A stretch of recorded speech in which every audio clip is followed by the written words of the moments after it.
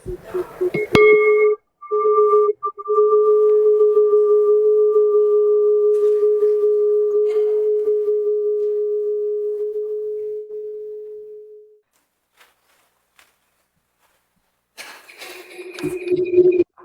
person is speaking today. No one does that.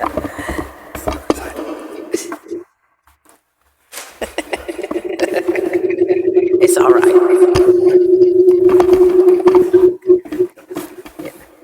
won't fall down. Too much. Thank you. Compromise is a wonderful thing.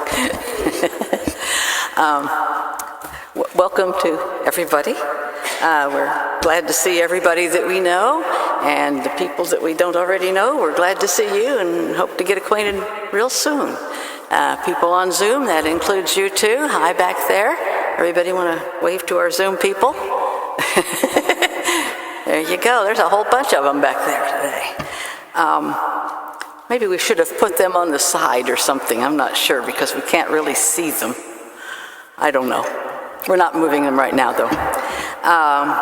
We are going to move the children's moment up in front of the song today. I think somebody has one. Is that Rita? Yes. Okay. Well, they said you were going to do one. I forgot which week it was. They said you were going to do one. Jackson has one if you don't.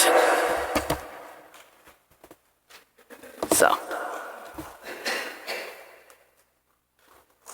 a little housekeeping out of the way here. There we go. Yeah, it's on. Okay.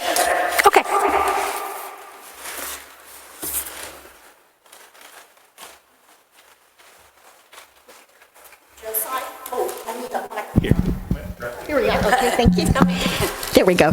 Is it on? I don't know if the speakers are on. Okay. Well, Josiah said if there are no children here, we're going to go ahead and do the children's sermon. So I'm going to do that. Kind of keep an eye on that. Don't let it get too far away. Okay. Got it. Mike and I have a home in Tucson. And I was out there the other day, and I was blowing some leaves off of the patio. Whoops. Okay. Anyway, I was turned this direction, and I turned back around to blow this way, and there laid a granddaddy of a rattlesnake. I mean, he was big. You have never seen a 74-year-old woman run so fast in your life. But I got nowhere. I was running all in one place. I finally got in the house to tell Mike, that there was a snake out there. And I went and looked it up, and sure enough, it was a rattlesnake. So we just kind of left it alone for an hour. But I've been thinking about that. And so my children's sermon today is about snakes. When I was younger, I was raised in coal mining country, Coal City, Indiana. As a matter of fact, we had a drag line in our backyard, in the field back behind our backyard. Because they disturbed the land, we had a lot of snakes because their habitat was messed with. Well, we did not have indoor plumbing, so my mom had to go out every day and pump water and bring it in from the old kind of pump that went like this, brought it in.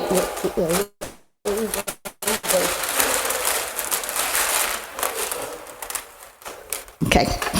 Anyway, snakes would come up there on that platform, that concrete platform, and they would shed their skin there. And so many mornings she would go out and there would be a big snake skin there. So I grew up to be afraid of snakes. But what snakes do, to grow, they have to shed their old skin. So they would get on that concrete pad and they would take their noses, I'm assuming they have noses, but rub it until they rub the skin off. And then they would slowly come out of that skin. skin. And from what I've heard, it's not always a pleasant experience for them. Not always a pleasant experience. Sometimes when we have to shed our skin, it can be a painful experience. Oh, here we've got some kids coming in. It can be a painful experience, as it is for snakes. But if we're going to grow, we have to be willing to shed that skin for us to grow. And it can be a beautiful thing. Are there any questions?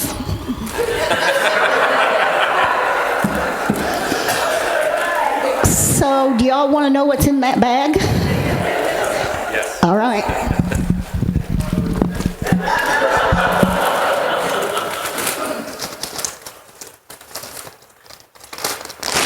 It's not what you thought. It's just a weasel with a ball. But you thought it was a snake, didn't you? Gotcha.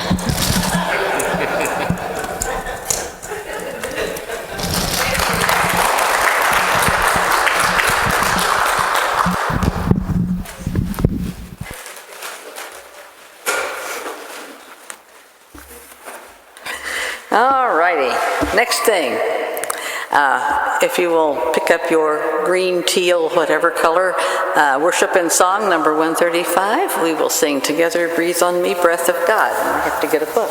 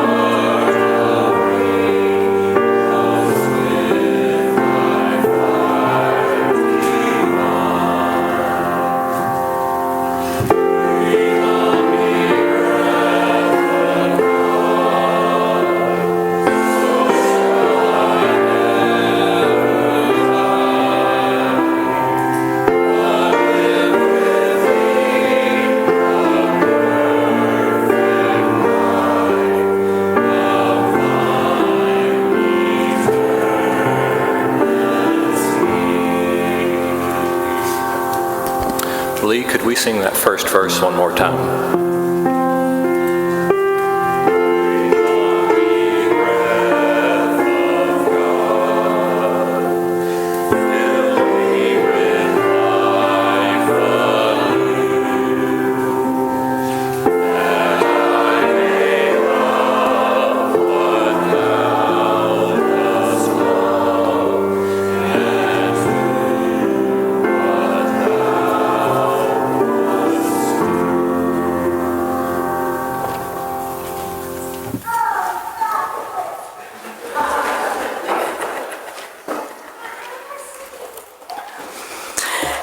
We always open the meeting with a centering thought, and you'll notice it then says, quiet reflection.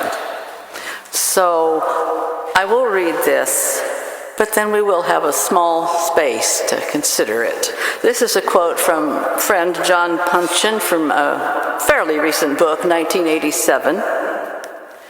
Meeting became a school for faithfulness, a way of directing my attention away from myself and towards God. so it would be possible to look for the person God wanted me to be, and into which I had to grow. I came to understand why it is impossible to be a Quaker without a meeting.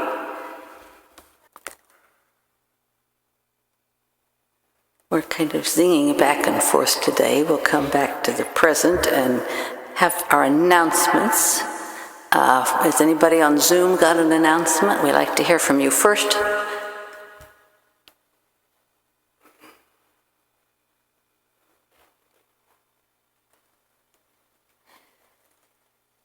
I know we have announcements here.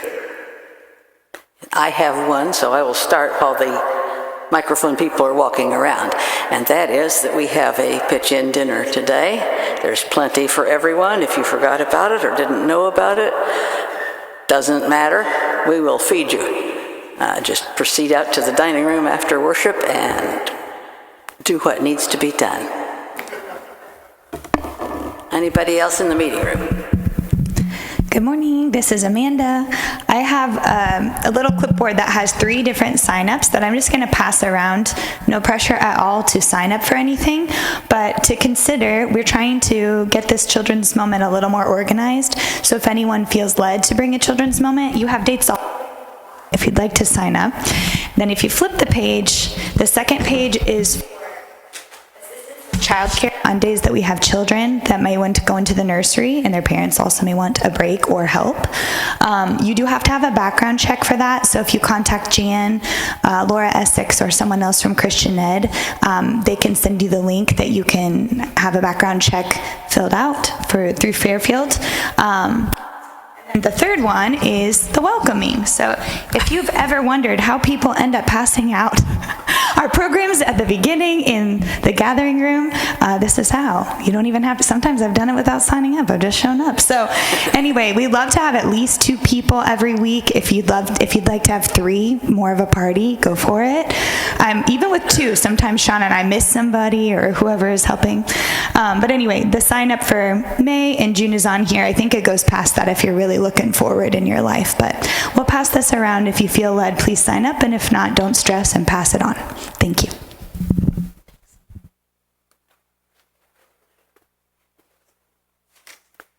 Lee?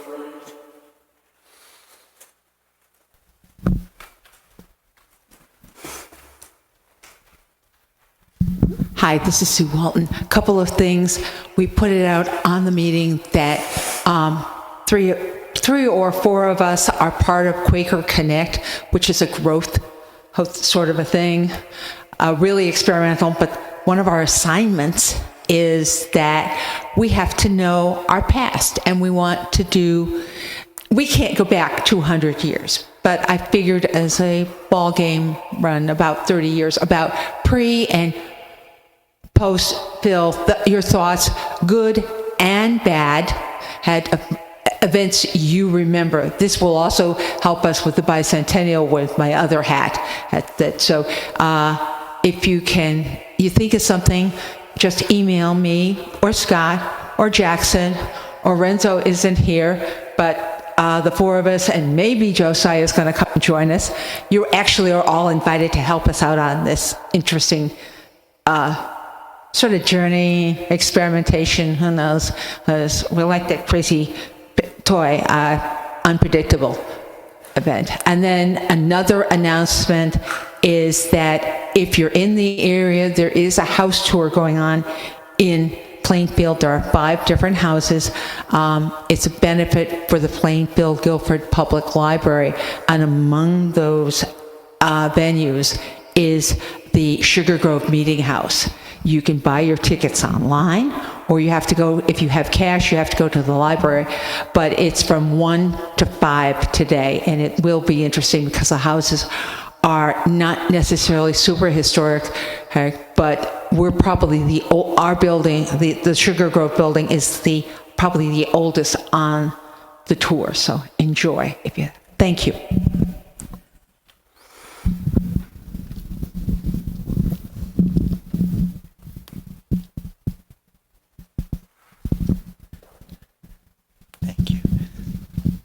Hi, this is Josiah Hostetler. An announcement from Peace and Social Justice. We're still having our Prayer for Peace on Fridays at 7, both online, which the links are on the website, as well as in person here at the Meeting House if you'd like to join around the Peace Pole.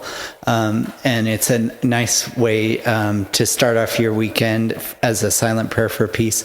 But we'll be doing that until the end of the conflict in Iran.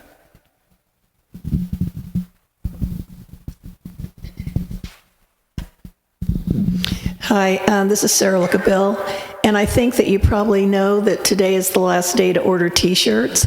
But if you forgot your checkbook, or if you're online and you're not able to come to meeting, if you decide to send in an order by mail, please let Lynn DeRocher know, and we've given her phone number out a couple of times because the mail is slow, and she needs to know to be looking for something from you, and it may not get to her for 10 days, and or it may get in 2 days. We don't know. But anyhow, just remember, if you aren't able to do it in person, to let Lynn know to expect an order.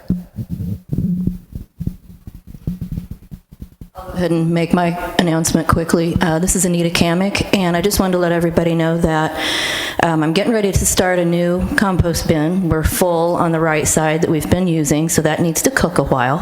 And the bin on the left is all cooked up pretty good. So this morning I bagged up 2 bags of compost. If anyone needs that for their garden or whatever, it's sitting out there next to the compost bins. I would ask that if you take that, if you could please bring that bag back. That's really helpful because I'm running out of bags. And then also, just a quick reminder, everybody's done a really great job. There's a couple of things I want to remind everybody about. Just remember to take your little stickers off of your banana peels, and then because I'm like digging through that. And then also, avocado shells will of course decompose, but it's much more slow than everything else, so they kind of hang out. And so I would prefer not to put avocado shells and pits in there. Otherwise, everybody's doing such a great job, so thank you for that.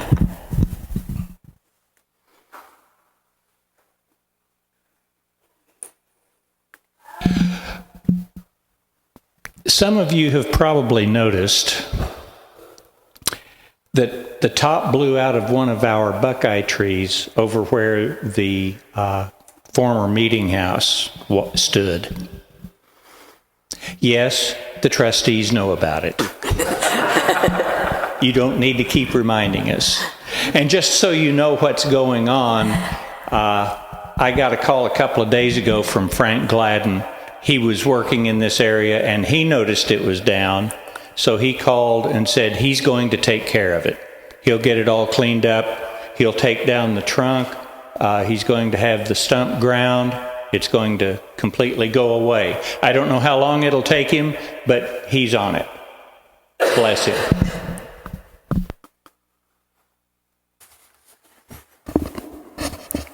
Friends, please join me for a time of prayer.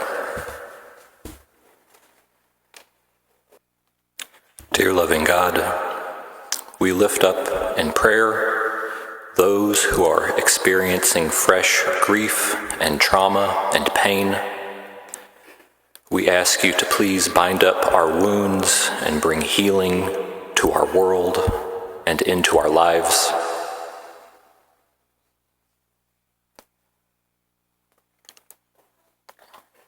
Dear God, please help us to fully experience and celebrate the joys and blessings in our lives, and to carry the burdens well.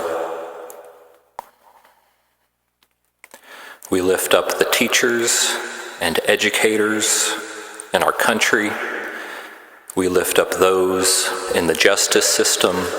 We lift up those in healthcare and in all serving professions. We pray for peace to prevail on earth.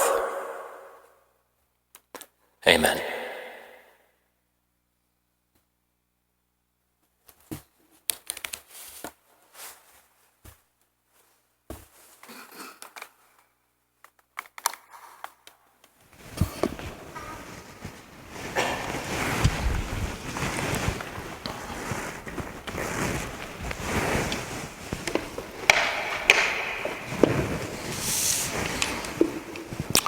Friends, let's begin the message today with a check-in breath and just bringing some gentle awareness to our breath.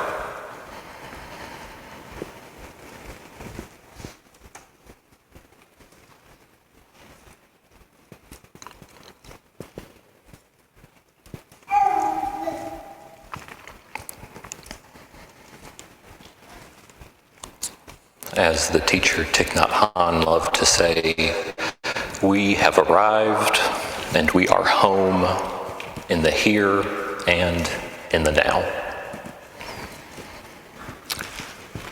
I'm going to touch on some difficult topics in the message today. One of the greatest lessons of my life is that you can always step away from any situation.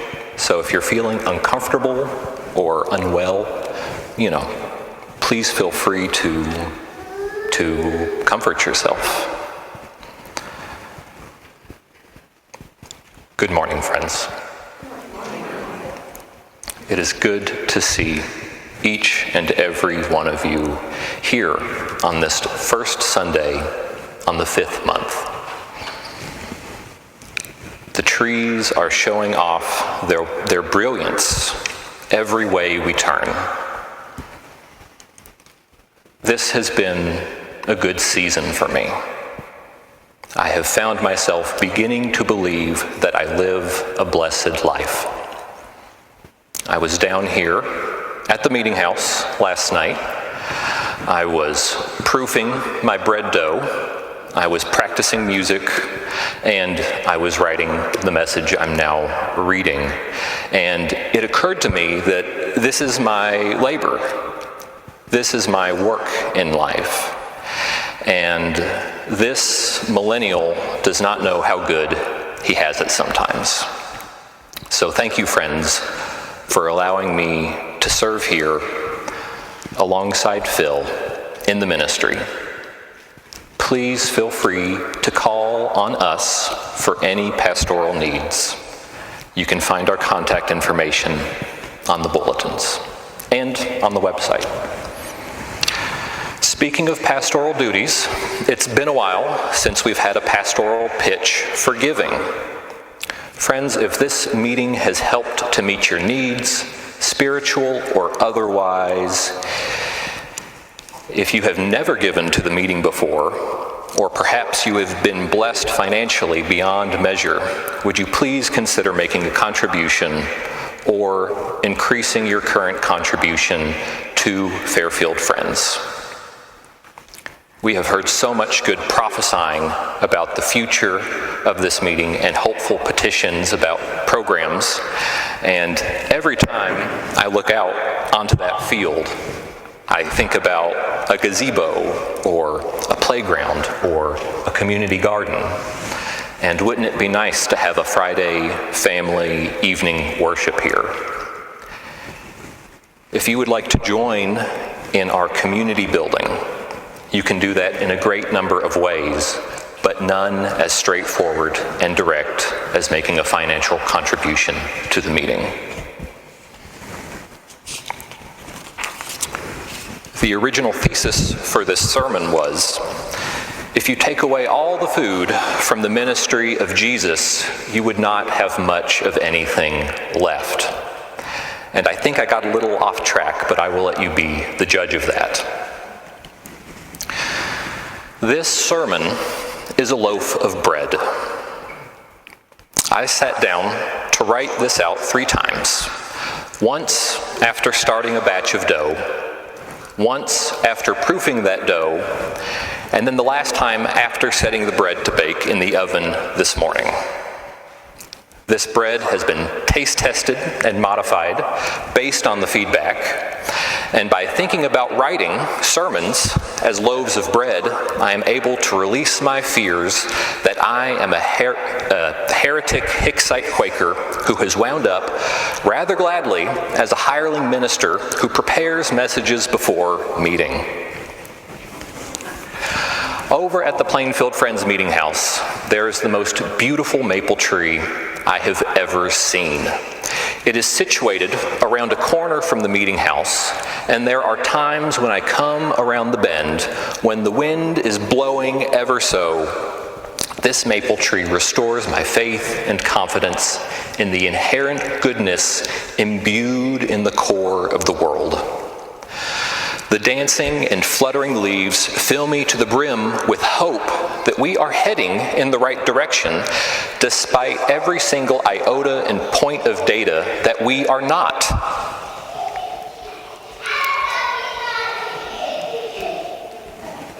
Interesting. For those on Zoom, the sound of children just filled the meeting house. That was an interesting experience. In the words of George Fox, "Rejoice, ye children of the light, for God is at work in this thick night of darkness that may be felt." I hope and pray that each and every one of you has a touchstone, such as my maple tree, throughout the week that provides a gentle and kind reminder that the world is still turning and is good. I sat down to start writing this sermon yesterday. I hadn't started writing it, though I had thought of about 20 sermons I could write. When I sat down to start writing this sermon, I remembered we were having a pitch-in potluck today, and I hadn't started my loaf of bread. So this was a very easy decision for me. I got up and began making my bread dough. This was a no-brainer for me. I would rather make bread than write sermons any day. So I got up and I set up the loaf of dough, and I'll get right back to this sermon business in just a minute.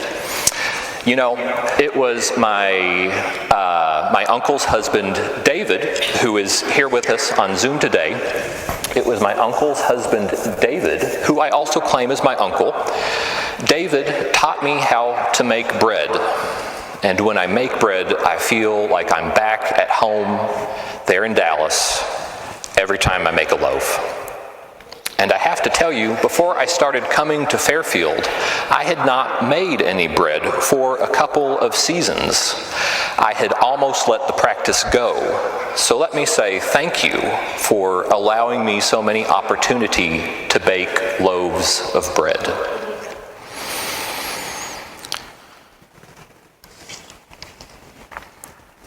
The strongest memories I have from my childhood are of going to church and the Sunday suppers at my grandparents' apartment there in Breathitt County in a little community named Van Cleve. It's near a place called Mount Carmel.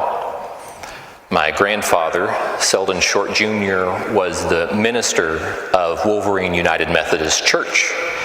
And it was a country church. And it was full of good down-home folks. And in those formative Sundays, I learned to love singing. I learned to love singing. And I can still hear my mother singing in her alto voice. And I remember the tears that would often run down my face as we sang together as a faith community. And when I was a child, I did not know that the tears I was crying were tears of healing and relief and happiness. All I knew at that time was that singing made me cry, and that as a boy growing up in eastern Kentucky, that was kind of a shameful thing, and I tried to hide that part of myself, and I don't feel that way anymore. After church, we would load up in my mother's car, me and my two brothers, and we'd go over to Nana and Papa's place over there at WMTC, the Christian radio station. The original name for WMTC was Winning Men to Christ, which was later changed to Winning Many to Christ, which tells me that inclusivity and equality work is possible anywhere, even somewhere in tiny Van Cleve, Kentucky. My grandparents had an apartment there at the station as they managed the place and produced radio content not limited to farmers' reports, children's programming, and music. And now that I'm thinking about it, it's been close to 15 years since I've been back there. I am overcome with nostalgia and longing for the Sundays of my childhood when my family was still intact. I wanted to share with you all today that when I was 17 years old, I survived a house fire that killed my mother and younger brother. And I was the sole survivor of that event. And the guilt of surviving that used to be an almost unbearable burden for me. I used to believe that God was punishing me and my family for our sins, and the religious and spiritual framework I was given as a child was utterly useless. Much later in my life, in seminary, in the New Testament course I had with Dan Ulrich at Bethany, we dived deep into the Gospels, and I came to love the following story of Jesus. This scripture reading comes from the book of John, chapter 9. As Jesus and his followers went along, they saw a man blind from birth. His disciples asked him, "Teacher, who sinned, this man or his parents, that he was born blind?" "Neither this man nor his parents sinned," said Jesus. "But this happened so that the works of God might be displayed in him."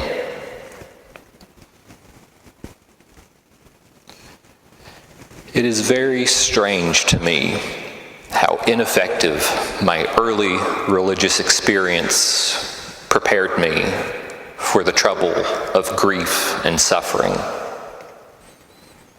Here in plain sight, written in the Gospels, was the antidote to my pain.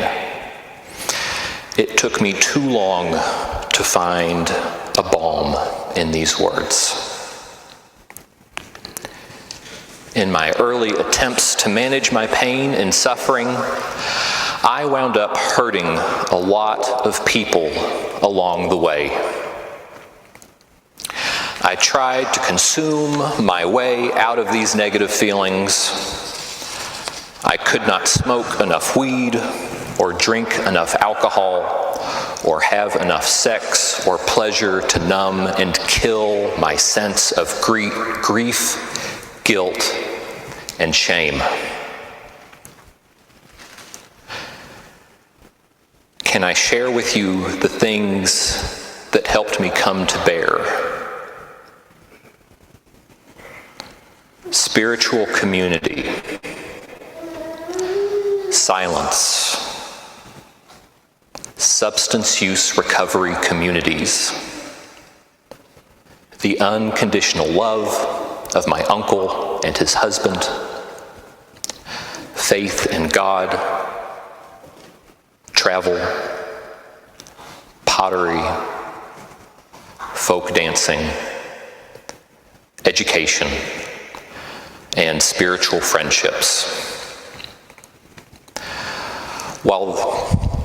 Where the distractions and physical thrills of sensual pleasure failed, community, spirit, and love healed me, and it is my deepest conviction that these things can heal you too. Recovery is always possible.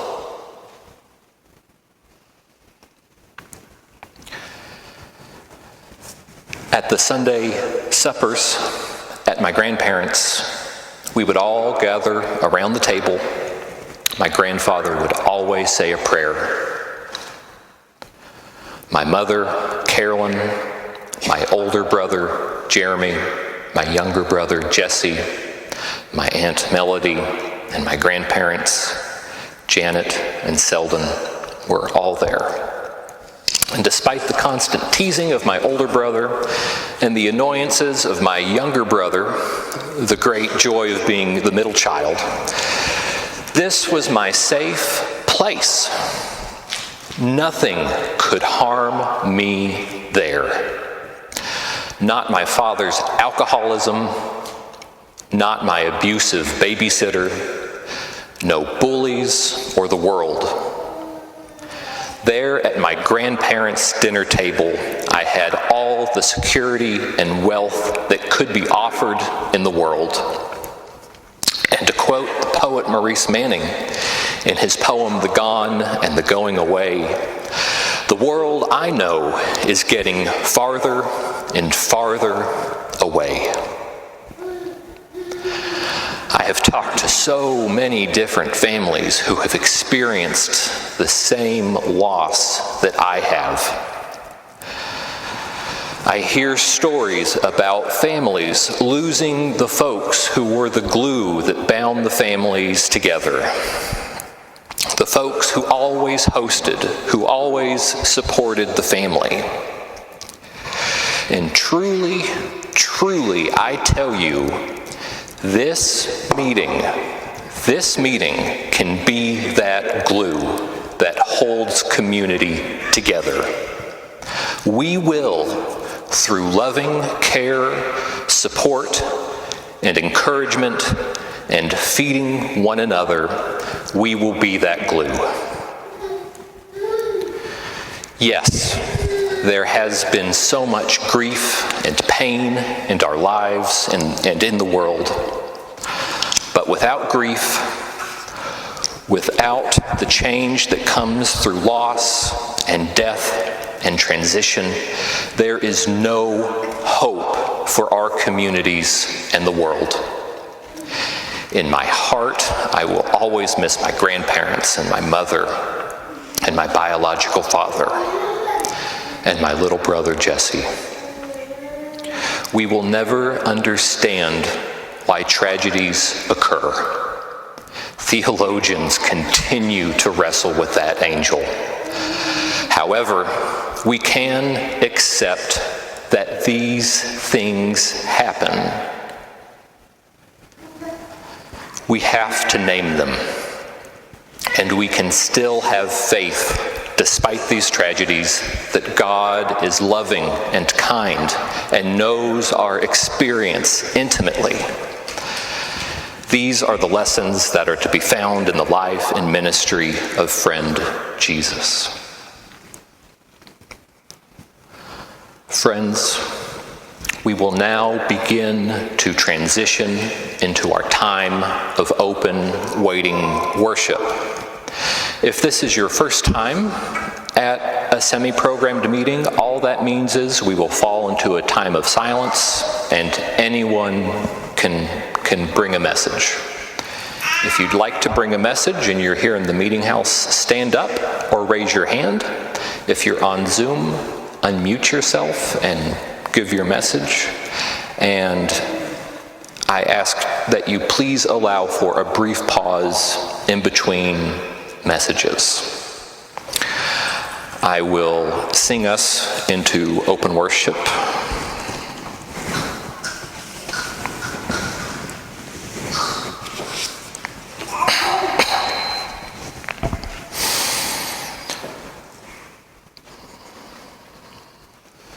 Spirit of God in the clear running water, blowing to greatness the trees on the hill.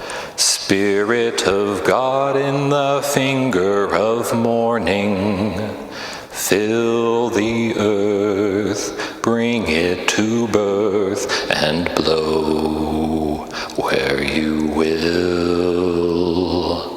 Blow, blow, blow till I be but breath of the Spirit blowing in me. Oh, anyway.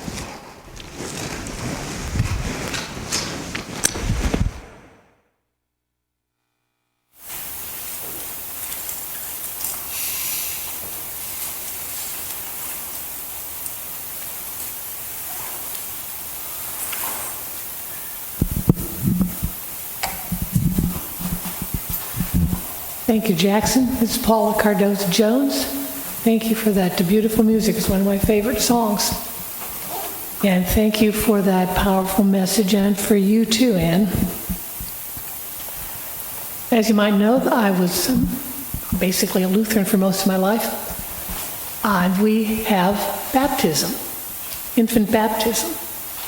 And the ostensible purpose is to take away some sort of sin that the baby was born with, which didn't always make a lot of sense to me, but one of the pastors at the Lutheran church I still belong to,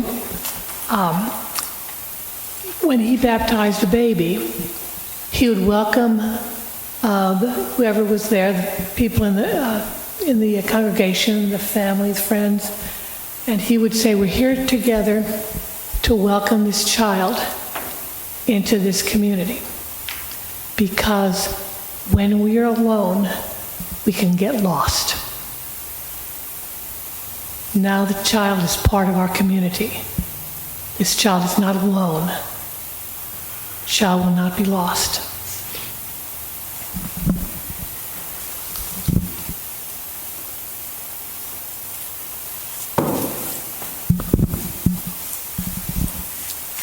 Jackson, thank you so much for that message.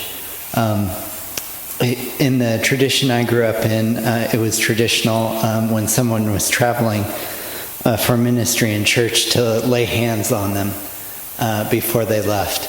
And I know that's not a Quaker tradition, but as we extend our right hand of friendship to you after meeting for worship, I hope that you feel that all of us will be with you in spirit on your travels to Ukraine.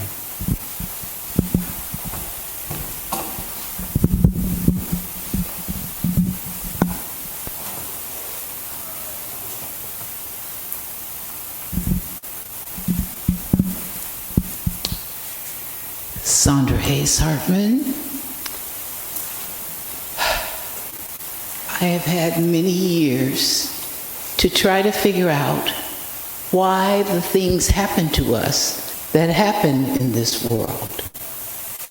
It seems, and when I was really young, I thought if I were really good, nothing bad would happen to me. And I don't think that's true. It hasn't been proven to be true throughout my years. But I think going to this one commandment, do unto others as you would have others do unto you, that those bad things that we call deplorable and heart-rendering are happening to us every single day. I just recently made a comment to a friend. God knew what he was doing when he created us and gave us a trial and a tribulation almost every day. How boring it would be without that. But I have discovered that how we live our lives and how we treat other people will determine how we survive through these unhappy events, how God will see us through, because all of those people to whom we were kind and gentle and encouraging will be there for us. I give an example of my great niece, who goes out of her way to help every single person. Yesterday we had an incident at a memorial service in which Charles fell. She says, "Aunt Sandra, don't worry about anything. I've got this. I'll take care of it. You go get the car."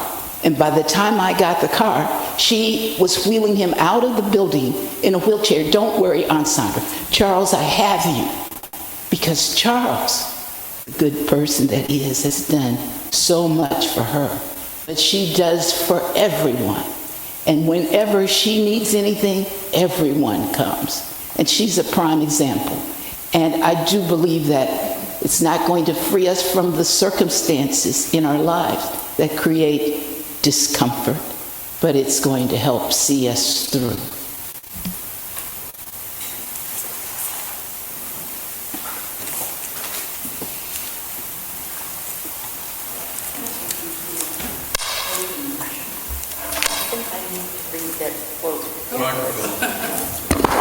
Sorry. As we conclude, I think I need to read that quote again that I started the meeting with. Meeting became a school for faithfulness, a way of directing my attention away from myself and towards God, so it would be possible to look for the person God wanted me to be, and into which I had to grow. I came to understand why it is impossible to be a Quaker without a meeting. Now, we will collect food for the food banks and sing our final hymn, number 223, Though I May Speak.